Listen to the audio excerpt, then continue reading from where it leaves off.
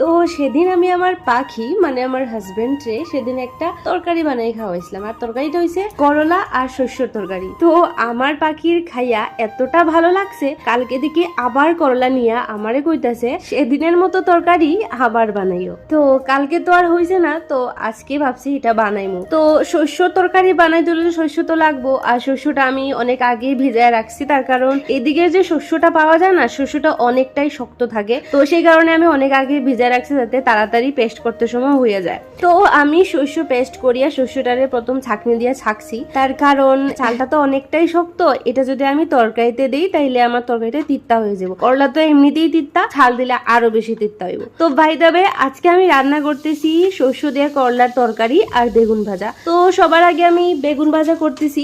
তো বেগুন ভাজা আগে করার কারণ এখানে দুইটা আছে। প্রথম কারণ হচ্ছে বেগুন ভাজার থেকে প্রচুর পরিমাণে তেল বাইরিব, আমি ভাবছি ওই তেলে পরে তিত্তাটা রান্না করবো। আর আরেকটা কারণ হয়েছে প্রথমে যদি আমি তিত্তা রান্না করি তাহলে আমার বেগুন ভাজাটাও তিত্তা হয়ে যাবো।